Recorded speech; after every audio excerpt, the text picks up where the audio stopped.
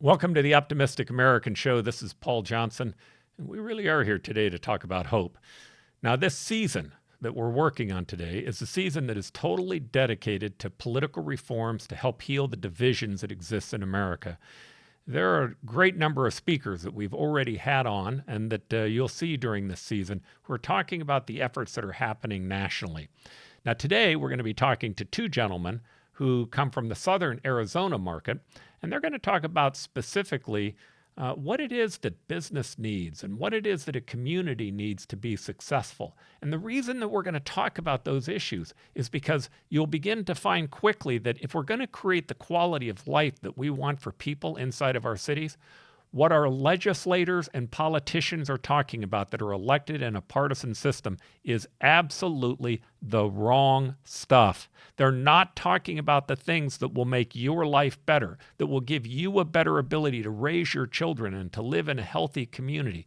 And they're not doing so because these partisan divides, where less than 12% of the public vote in these primary elections, are creating a disproportionate voice for the two extremes. Anyway, you'll enjoy hearing this show. It is one that's a little more local just to a specific area of Arizona. But these two individuals, Ted Hinderaker, who is involved in what's called Save Democracy, a group that's focused on reforms that may take place in Arizona or other places, and then Ted Maxwell, who is the president and CEO of the Southern Arizona Leadership Council. These two individuals have taken a big lead on the issue of what type of reforms actually work from a local standpoint.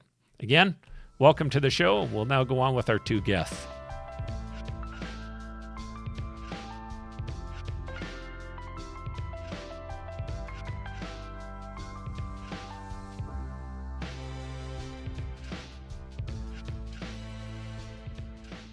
Well, I'd like to welcome both of my guests here today, and I'd like to start, if I can, with Ted Maxwell. Now, Ted, as I had said a moment ago, is the president and the CEO of the Southern Arizona Leadership Council.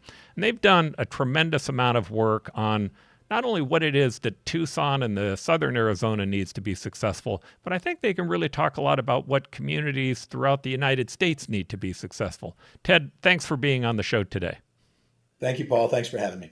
So let's start with that question if we can. So first, tell me a little bit about what Southern Arizona Leadership Council actually does. And we'll come back to talking about political reform at the end, because I think a lot of our guests, that's what they're really interested in. But before you're talking about any reform, you ought to be talking about why is the existing system not working and what is it that you really want. What is it that is important from a community standpoint to be successful, wherever they're located in the United States?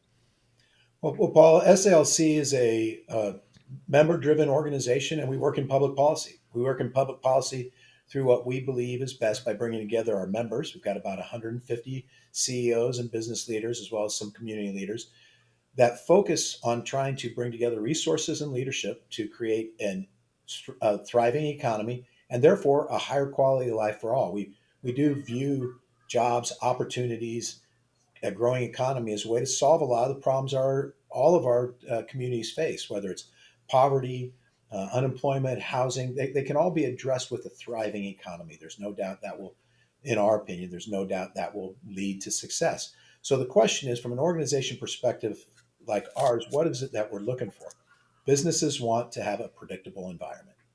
They want to know that where they're starting, how they're going to engage, what they're going to be met with from both a political situation, whether it's local at the mayor and council level in a municipality, the state, or even nationwide, that the environment they're creating to craft these jobs, this opportunity, and goods and services for our society is going to be predictable. And that's what sometimes the election systems and the process make a little challenging. And reason they need that predictable environment is they need to know that they've got a reliable source of what they need to run a prosperous and flourishing business, and allowing them the opportunity to contribute to the overall welfare of our society.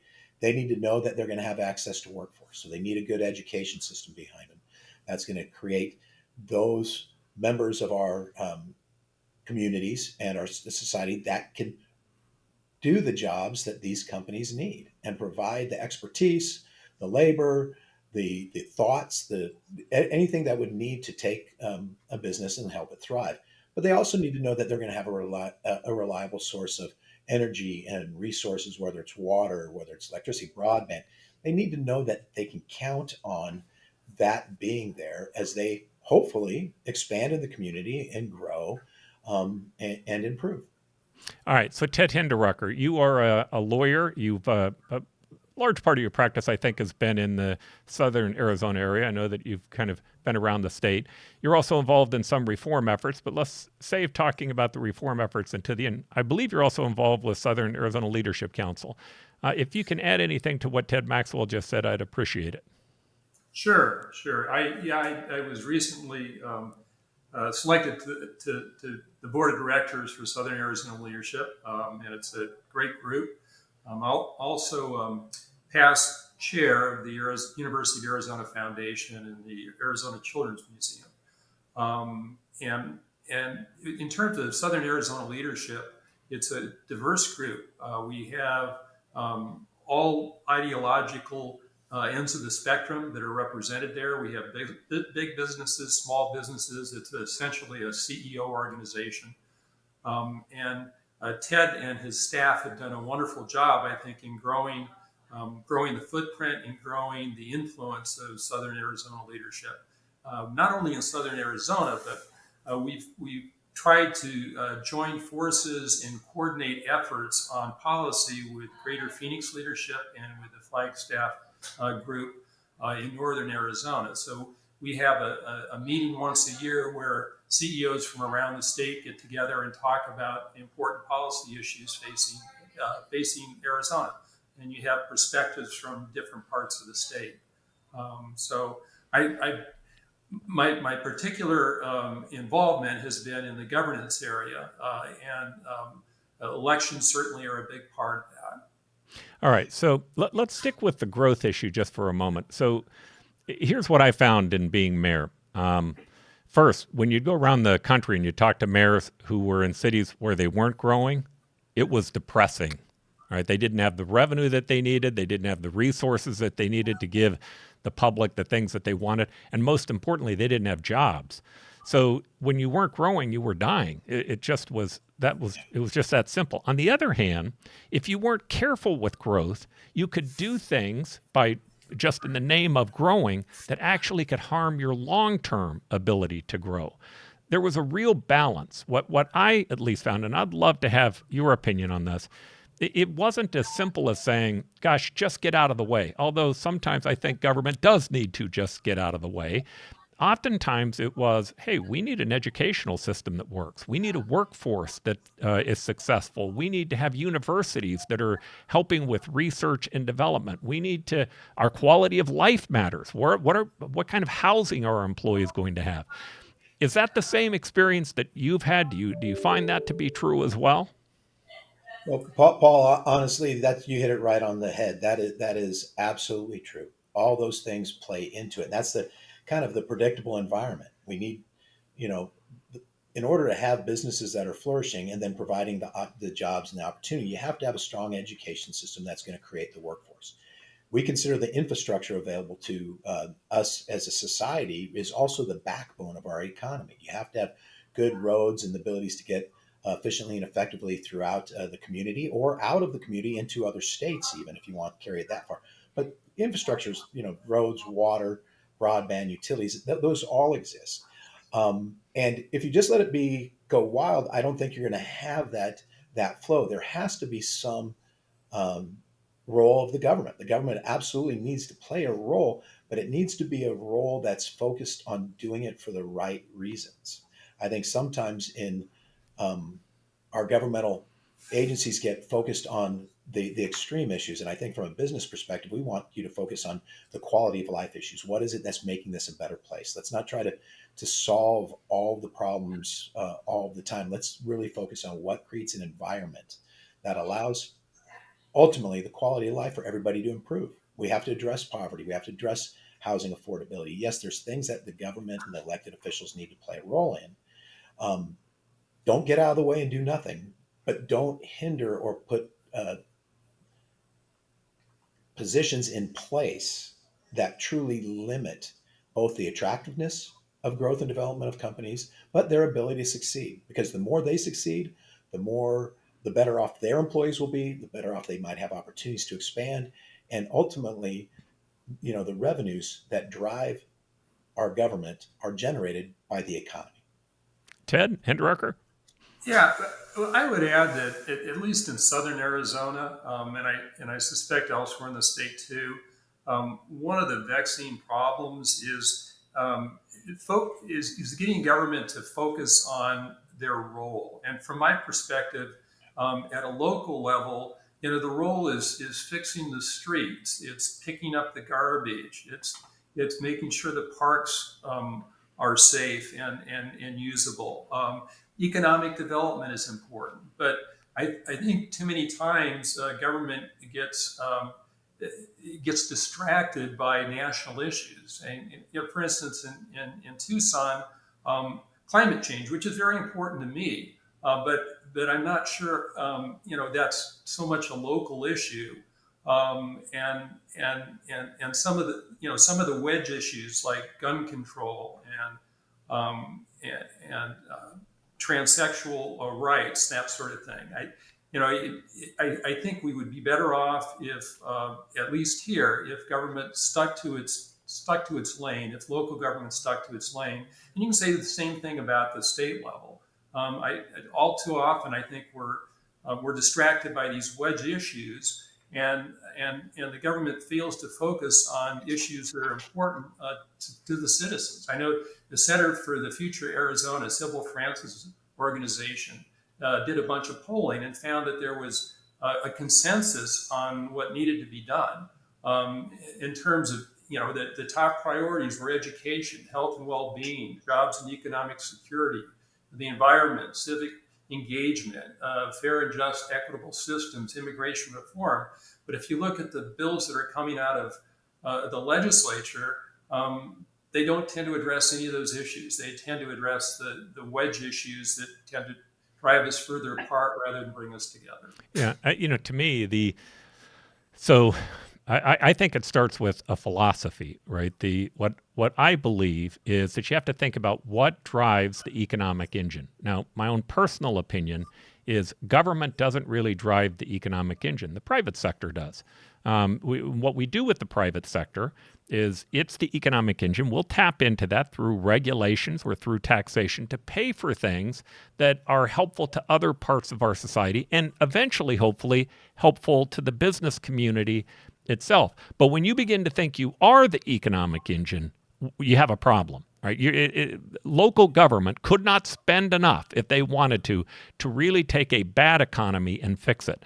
But it could have an effect on the economy by saying, hey, we're not going to allow any more housing to be built in our community. We don't want housing to be built in our community. All we want are jobs. Well, jobs are great, but at the end of the day, if you don't have some place for people to live, that becomes a problem. And as crazy as that problem seems, that actually is a problem in a lot of growing cities. They're having to deal with the housing issue.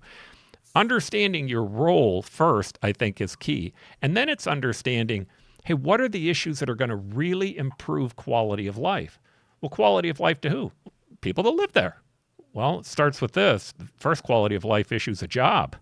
You don't have a job, it's highly problematic. The second one is you want to be safe. You want to know that you're going to be safe inside your neighborhood. Police departments, fire departments, they play a huge role in making certain that we're safe.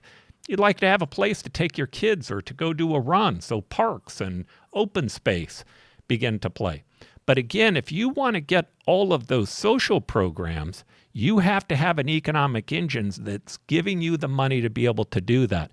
And if you put too much taxation and too much regulation on that economic engine, it won't produce for you the economy that you need. These things are connected. And unfortunately, what politics does is it tends to parse them apart. It's all about which party you're in, and everything becomes binary. And Paul, I think you hit it on the head. You described that incredibly well. You've got to understand your role. And I think, Ted's earlier point is that right now elected officials are not understanding their role. They're playing that party position, or they're playing to the folks that got them elected, and ignoring the fact that each piece of our government has a role it plays in the system. SLC, you hear it a lot. Systems matter. Hmm. Systems matter.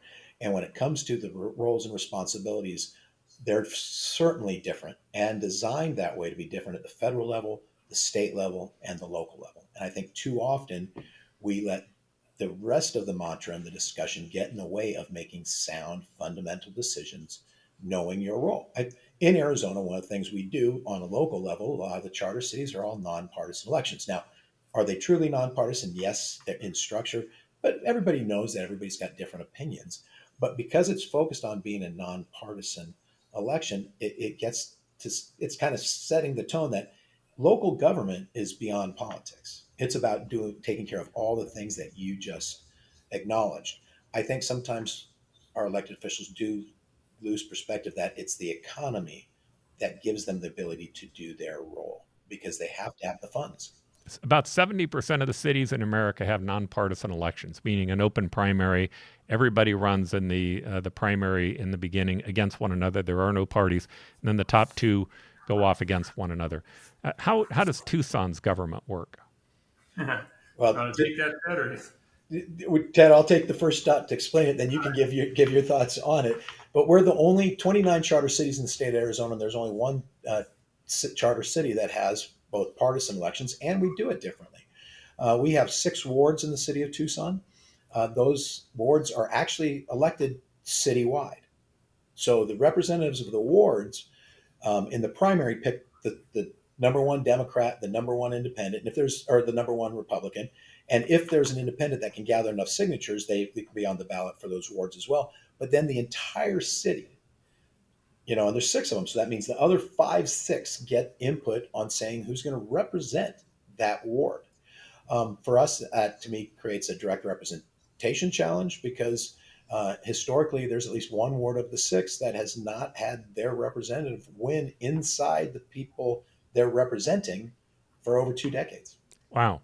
And it manifests itself in the failure of the city of Tucson to annex wealthier areas and to expand its tax base, which then would enable the city to fund some of the social programs that they claim to want. Because people in the foothills area, we have a large unincorporated area, don't want to become part of the city of Tucson where they don't have representation on the city council, taxation without representation. And consequently, we don't get as much money back from the state as we send in because of the way the distribution formula works. It's based in part on the percentage of your population that's in an incorporated area, and we have a relatively low percentage in incorporated areas. And an example of what Ted is talking about, I think, would be the affordable housing question. Everybody agrees that that's an issue. It's an issue that needs to be addressed. The question is, what's the best way to do it? Well, the current city council says we need affordable housing. Everybody agrees with that. But we also need charging stations at every apartment complex, right? So we're going to require you to have charging stations, and we're going to require you to have certain set aside green space. And by the way, if you want expedited zoning or alternative zoning, pad zoning, you have to have so many units that are rented to low-income residents potentially. So what, of course, that means is that people don't want to build in the city of Tucson. They'll go outside the city of Tucson to build their apartment complexes, and it defeats the purpose. But the underlying problem is you don't have a diversity of thought on the city council. And you can say the same thing at the state legislature on the other side. Yeah, it's so the issues that you wish elected officials were talking about. What would be the big 3 or 4 issues from Southern Arizona standpoint that you wish they were talking about? Well, for full disclosure, I sit on the Arizona State Transportation Board, and to me, one of the big issues will remain our infrastructure. Mm-hmm. If you look at the population growth and some of the business development and some of the flourishing of the quality of life in the Phoenix metropolitan area, it's been driven in a large part due to their regional funding they've had for infrastructure. You wouldn't have the freeway loops or the systems and the amount of businesses. Like 85% of new businesses locate themselves within 3 to 5 miles of a freeway or a system that's going to allow them to move effectively and efficiently throughout the community. Down in Southern Arizona, we've got a hard time with the in this situation with the approach to the regional funding, because the city of Tucson is the largest city in this area, and because you don't have that diversity of thought and concern on the council, it's truly focused solely inside those city boundaries and not as much in the regional approach. Definitely not across the board in the mayor and council. So, I'd like to see our elected officials talk more about the infrastructure, more about education, how we're going to get there, and that those things will force. You're going to have to force compromise. And when you don't have the diversity of thought or the diversity of discussion or an election system that's going to hold folks accountable, it's very easy just to focus on your point of view and point of reference with very little desire or benefit, honestly, to your career as a politician to compromise. Go ahead, Ted Hinderaker. Well, I would echo what Ted said about infrastructure. Just from a real practical standpoint, our roads down here are not very good. I mean, some of the arterials are being improved. We have a regional transportation authority, but the neighborhood roads are very bad. I think that does dissuade companies from locating here. Same thing with workforce development. We have a wonderful university, but people, they graduate and then they move off someplace else. They don't stay here, and we don't have the types of jobs that will attract them. And I think as a community, we'd be much healthier if we were able to attract, the better paying jobs. And it's a difficult process. It's not something that's going to happen overnight. But I think reforming the way our system works would be a step in the right direction. Another big issue for Tucson, it's not necessarily the fault of the city council, but it's the lack of air flights, direct flights. Everything routes through Phoenix, and it's so hard to get a direct flight from here. So that's another big detractor in terms of attracting high-paying jobs. So here's what I found. I ran in both a partisan primary, and then I ran in a nonpartisan primary. The nonpartisan primary, obviously, was city council and the mayor's seat. Again, different than Tucson. Tucson has a partisan race, but in Phoenix, it was nonpartisan. What happens when you run in a general election, when you run in a nonpartisan system, everybody runs in the first election without any political party that's involved with it. And then you go again to this top two runoff. But what that means is you have to talk to Democratic voters, Republican voters, independent voters. In fact, when you get a list to go knock on doors, all three of those will be on the list. Well, that is a different set of things you're going to talk about when you know that you have to appeal to Democrats, Republicans, and independents than what happens when you go run in a partisan primary. Now, I ran for governor later on. I always like to say I wanted to run for governor in the worst way, which was what I did because I lost. But nonetheless, what I learned in that was that you weren't talking to to independents and Republican voters. I was a Democrat at the time. I kind of have given up on political parties. I'm an independent today. But you had to go speak very specifically to those Democratic voters. And oh, by the way, it isn't even the majority of Democratic voters. It's about 30% of the Democratic voters, because that's what shows up inside of the primary. Now, they are much more, the voters in both the Democratic primary and the Republican primary they're much more ideologically pure. There's an orthodoxy that you need to conform with. So what happens is, instead of talking about transportation or education or those things that appeal to a broad swath of people, you start talking about, from both sides, who uses what bathrooms, because it appeals to your base. It appeals on the left and it appeals on the right to a very specific base. You start dealing with issues that are all about these cultural challenges that we're having in society, and sometimes things that are hard and difficult to understand what the right answer is to them. and they don't move the ball forward. They don't really help the economy overall to provide more jobs for more people, a better education for more people, to help the individual be more successful. They're instead these issues that we're probably not going to resolve. Like if you want to pick an issue like, should we get rid of the AR-15? Good luck. All right, we can fight about it. We can have a lot of discussion about it. We can argue about it. Good luck, right? Because the answer is both those sides are entrenched. However, if you're running in a partisan primary, Democrat or Republican, the AR-15 is exactly the issue you want to spend all your time talking about. Who uses what bathrooms are exactly the types of issues that you want to talk about. And it leaves us not successful in our community. And to me, the polling tells us everything. Polling around the country says that legislatures and the federal government are in the 20s. Only 20% of the public thinks they're doing a good job. In cities, interestingly enough, if you have an open primary with a nonpartisan system, about 55% of the public thinks they're doing a good job.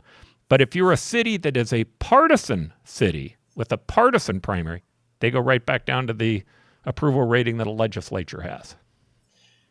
And Paul, I think your point is so valid because there's no incentive for any of the elected officials to solve those crucial dividing issues, whether it's the border and closing it, keeping it open, whether it's some immigration reform, and those actually I think they might be able to get to solutions on with a little compromise. But when you talk AR-15, when you talk some of the other social issues, it drives the primary. Mm-hmm. It just does. And with a third of our voters now being independent, you've taken a third of the voters out of the entire primary discussion anyway, in reality.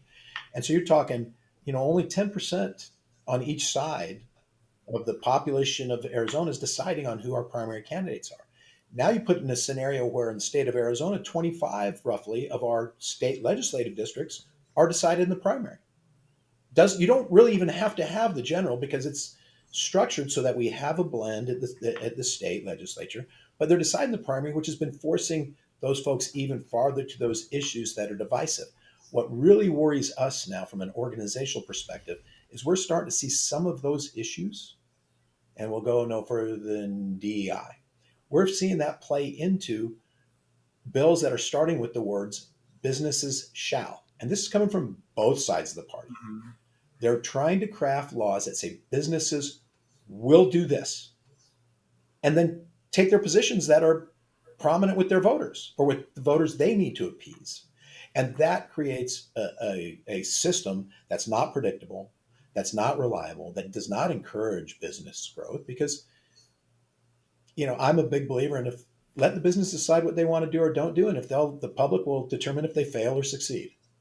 But instead, we're at the point now that we've got legislators that want to put restrictions on all these businesses on how they have to conduct themselves. Yeah, both extremes want to put limitations on them that meet their idea of what are the important social issues. And if they don't do it, then they want to try to make certain that they penalize them. But that is not an issue that most voters support. I think the point that you made, which is very good, in Arizona, we have 90 legislators. There are really only about 10 of those who have competitive races. All the rest of them are decided in the primary. So that means not only are they getting elected by less than 30% of the people in their own party, they never even have to face a vote of all the other voters. They never even ever have to talk to them. And that just lends itself to elected officials doing what they need to do to get reelected, which is appease that extreme base. Absolutely. It's about 12% of the entire population in Arizona selects. And that's their constituency. That's their only constituency. So, when you talk to some of these elected officials, they'll sometimes tell you what you want to hear, but they're not really listening to you unless you're part of their base. And that's, until we change that dynamic, I don't think we're going to change the partisanship that we're faced with. And, to Ted's point, neither party is really business friendly. Neither party is business friendly right now. It's all about the wedge issues, and independents are largely shut out of the process. We have, Independents are the largest voting bloc. Independents and party non-declared, largest voting bloc in the state of Arizona. It's not really a bloc, but voting group. They're a majority in Maricopa County now, and they're soon to become a majority in the state. Yet, if you're an independent as a voter, you have to, you're allowed to vote in one of the primaries currently, but that could change if the parties decide to shut you out. But you have to request a ballot, and most don't. Less than 10% of the independents actually participate in the primary elections. And if you're a candidate, it's even worse. You have to have roughly 6 times the number of signatures that a Republican or Democrat would have to get on a general election ballot. You don't have access to the same amount of clean elections money. You don't have access to the voter rolls that parties provide. So there's not a single independent that is currently in the state legislature, even though roughly a third of the voters are independent or party not declared. So one of the biggest challenges I think we have with an election system is to come up with a system where all voters and all candidates are treated equal, because that's not the case currently.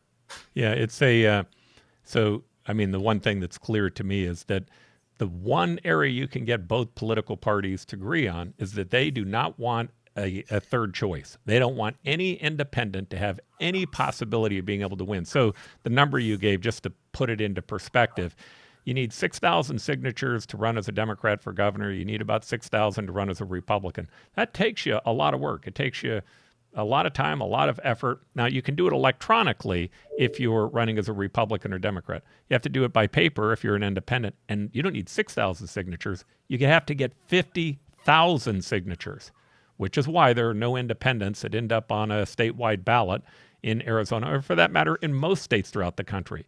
They've rigged the game so that they can't be a part of it. And the challenge to that is that means that we're not holding elected officials accountable. They're not having to be responsible for the things that they're doing to everyone. If they're responsible to everyone, we'll get better public policy. All right, so Ted, you spent a lot of time on reform efforts.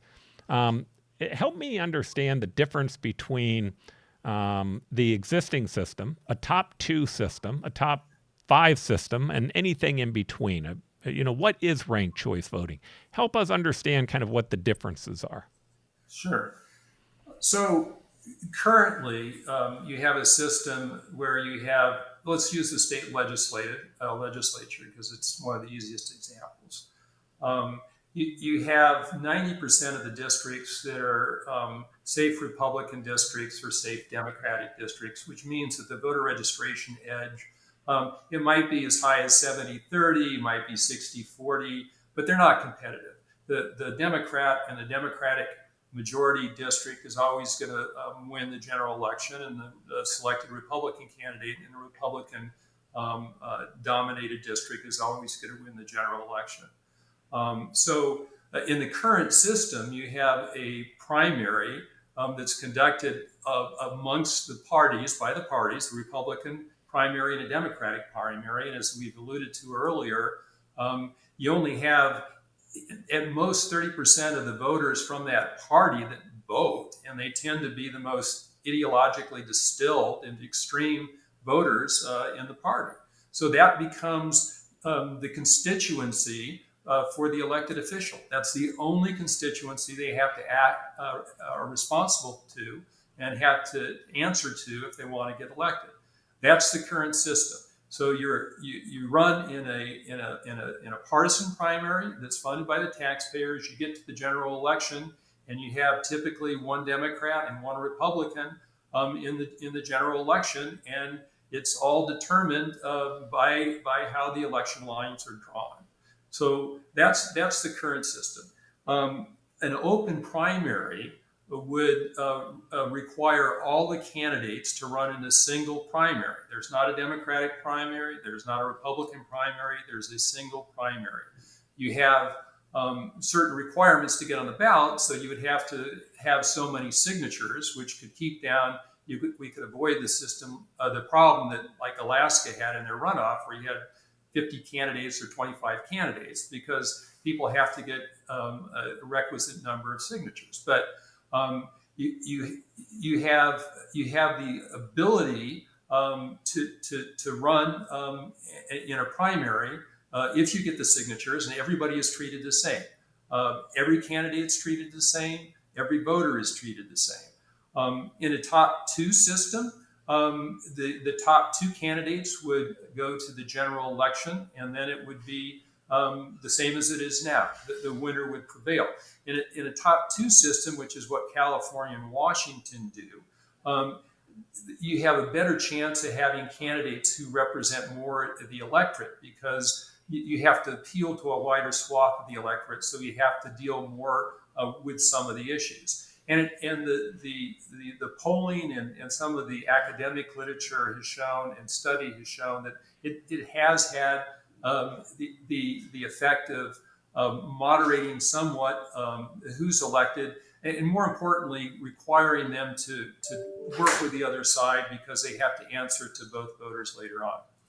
So a top four system, which is what was recently adopted in Alaska, combines an open primary with ranked choice voting. So what's ranked choice voting? Well, ranked choice voting, we'll use the example of four. You have four candidates that come out of the open primary, the nonpartisan primary, and in the general election, they're ranked 1 to 4 by the voters. You're not required to rank, but you're probably wasting some of your vote if you don't. Of those four candidates, then you take the candidate with the lowest vote total, lowest first place vote total. They drop out, and their votes are reallocated. And you continue that process until you have a winner. There are numerous advantages to that type of system. Number one, it discourages the negative campaigning and makes the candidates focus more on the issues. They don't want to alienate voters that they might not be their first choice, but they want them to be the second. They want to be the second choice. So you focus more on the issues.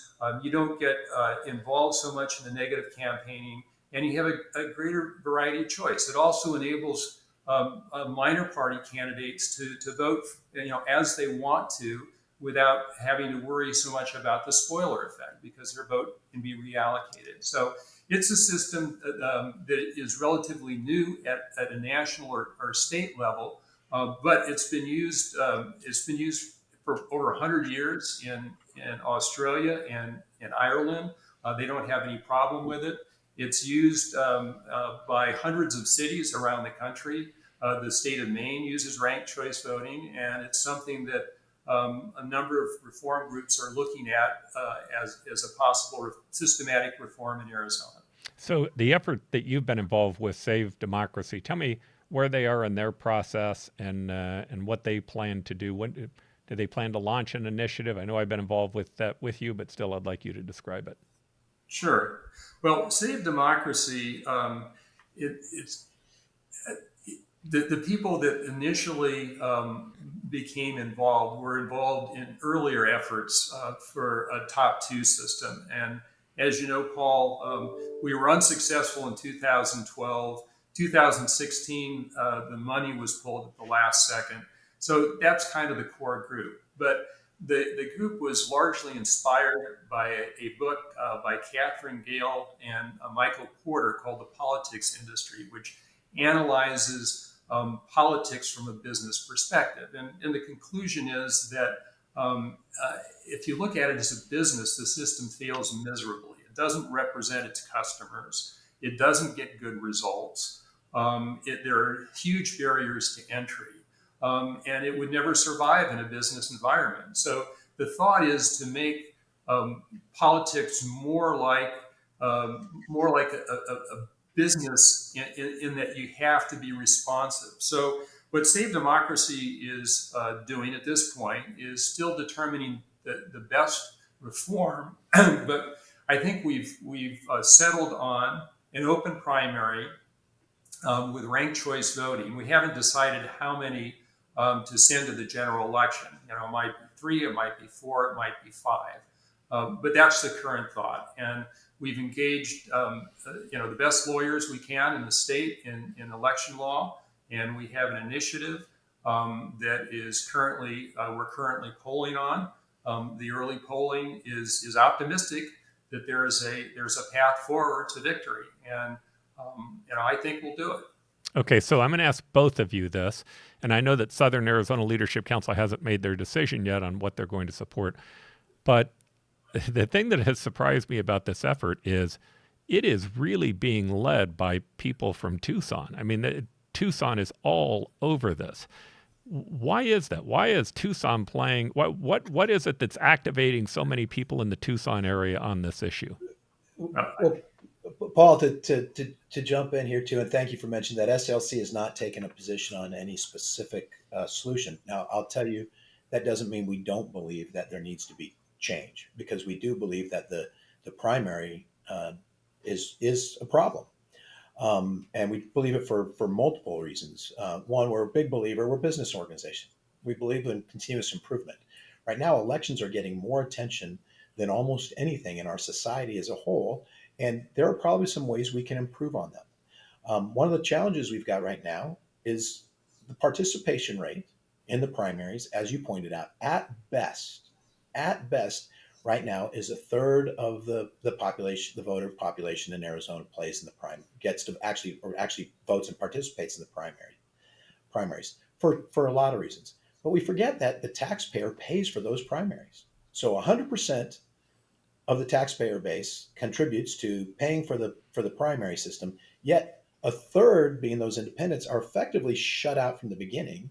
And because of how the parties structure their support, and they don't want to encourage, even amongst the party, widespread participation, we see less than a third. That doesn't sound to us like a way of allowing the voter the opportunity to have direct representation. So what we want to see is a move of some sort.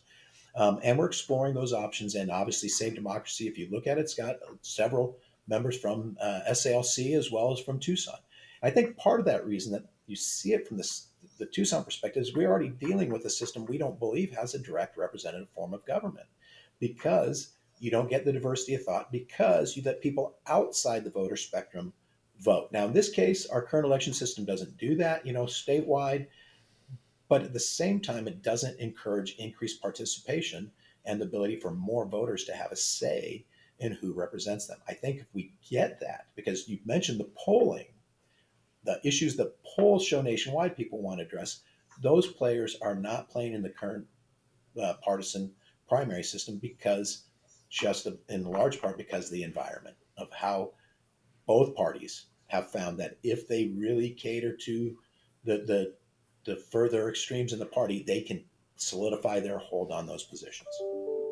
Yeah, and I would add that the original 4 board members for Save Democracy were 3 of them were co-governance chairs for the SALC governance focus area, and the other is Don Budinger, who's an SALC member. So all 4 original members came out of SALC, and I'll give a lot of that credit to SALC for educating people on what the issues are and the problems are with the election systems, and focusing on systems and policy.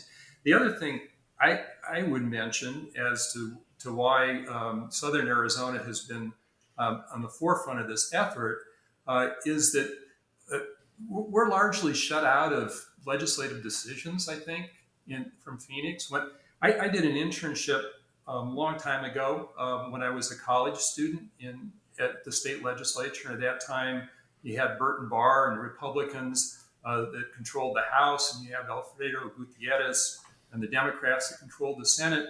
But you had the parties talking to each other, and things got done. And Southern Arizona had a much bigger voice, in large part because caucuses tended to form around issues. There was a Southern Arizona caucus. That doesn't happen anymore. Currently, it's even though the margins are razor thin at the legislature, it's basically the leadership that makes the decision, and the leadership is entirely beholden to the most extreme factions of their base. So part of it is just survival in terms of why Southern Arizona, I think, is interested in it, because we're not really getting the representation we need in Phoenix, and we're not getting the results that I think people would expect. And Paul, to add one story to that, is an example of why I think there's so much interest in Southern Arizona. Ted alluded to the fact that we used to have a strong, what I call Southern Arizona coalition up in the Phoenix area. Independent redistricting, which is how Arizona draws the lines for their districts, played a big role in changing some of the districts back in 2011. So this year, when it went through the 2021 independent redistricting, SLC got engaged. And the irony is, we believe we kind of found the sweet spot because we were being criticized by both sides.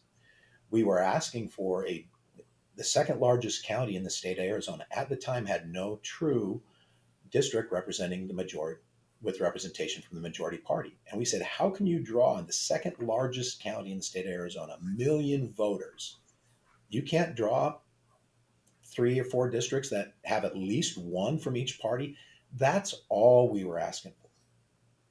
Yet, we heard that we're trying to switch the system at the state to take away from the current majority's leadership. And we heard from the other side, who actually showed up at our offices protesting, saying, oh, you just want to gerrymander it to get a Republican seat. We said, no, we want representation from Southern Arizona from both parties. The irony of that story, when they showed up and protested, their largest sign said, every voter deserves a voice. And we said, exactly. And right now, the way the system's running, every voter does not have a voice. And so that's why I think there's been some passion around here about exploring what can we change in how we do the system. And people that say you shouldn't be changing the election system, then you don't know our history. The way we elect, the way we select, the say we've done this throughout the history of the United States has changed continually, both with modernization and with growth. So I think that's why Southern Arizona as a region, and our group in particular, has this interest in improving something that not only will give every voter a voice, but it will also create an environment that's going to allow prosperity to flourish, and that will help each region solve its issues. Yeah, you give every voter a voice. 80% of the problem is fixed if every single voter has the right to vote for every candidate in the first election. Same thing every city except for Tucson in the state does. When that takes place, elected officials have to go work. Now, it's not hard to figure out where our opposition is going to come from. People who are elected in the existing system, because they're watching it knowing we're going to have to go face a real election. We're going to have to face real competition. And they don't want to have to do that. But it actually makes them better when they have to go talk to both sides. They don't need to give up being a Republican or a Democrat, but when they have to talk to both sides, we learn to listen to one another and we learn to find solutions. And those solutions are usually better solutions because you allowed more people to be a part of it. I think sometimes we miss the gifts of the other person because we're not willing to listen. Republicans have gifts to give. Democrats have gifts to give. They come from different places, perspectives, neighborhoods. And when they bring those perspectives forward, our society is stronger when we can find a common ground that pulls them together. The challenge is that, again, elected officials have no desire to change this system, and especially not creating one that's going to make them have to go out and work for every single vote. Look, I can't say enough about what Tucson has done in this effort. I'm positive of this. This effort would not be coming forward if it weren't for Tucson. Tucson has played a huge role in it. I do agree that their representation has been dwindling. I remember the days of Jack Jewett, who used to on almost everything I'd want as the Phoenix mayor, he was able to beat me on. But he was able to beat me because he understood the importance of building a broad coalition that brought in large amounts of people. But interestingly enough, Jack always gave me a chance to give my point of view, even if he disagreed with me. The point I'm giving is that's the type of representation that we ought to have. And Tucson's been able to contribute to that over the years. Unfortunately, with this partisan system, the only people who are really who are giving today are the people who are taking on these extreme views because the partisan system is just broken down into a tribal war. And I think in a large part, as you mentioned, we're a Democrat now, you're an independent. I think that is one of the things that's driving more people towards becoming independents, and that actually plays Ted's opinion now plays into the hands of the folks who want to control the parties, drive out all the people that don't think like we do, and we've got a system that doesn't let them participate. No And doubt about that. I'm hoping that whatever solutions are changed, or whatever changes are made, or if we can make progress and look for a continual improvement of our system, will allow folks to go back, because Ted alluded to it earlier. Not all independents are independent. They lean in directions of parties, and a lot of them are disgruntled former members of the parties that may come back if we get in a situation that allows everyone to have a voice. Yep. And I would add that, you hear all the time, if we just had elected better candidates, we need to recruit candidates that are pragmatic. We need to recruit candidates that are better able to do the job. But in my experience, they don't last because if you really try to do your job, and if you really try to reach across the aisle and find a solution that's going to withstand the change of administrations, you're targeted in the next primary and you're gone. So yes, it would be great to recruit better candidates, but the focus of our efforts are now on trying to change the system. So you have systemic change that enables those good candidates, encourages them to run, and then enables them to do their job without being fired for it. I have mentored dozens and dozens of young people from the Flynn Brown Fellowship Program, where they would go in and learn about what was going on at the state. And these were people who were eager and bright and smart, Democrat, Republicans, independents, and they really wanted to make a difference. And then they would sit down and listen to, well, here's how you're really going to win. Here's what you have to do. And here's what they're going to do to you.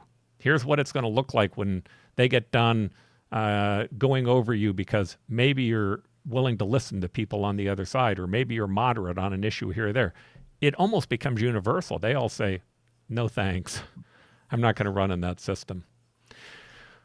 And you see that, Paul, with elected officials. They will be in office less than 2 months and they're already being attacked because they either are voting with the majority in their party, or they're not doing enough to alienate their party, and the other side says, see, we told you.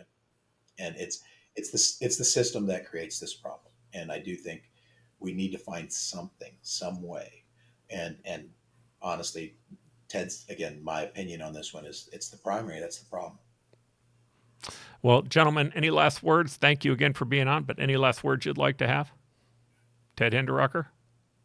Well, I appreciate the opportunity to speak. And there are efforts afoot, both in Tucson, to reform our ward-only primary citywide general election.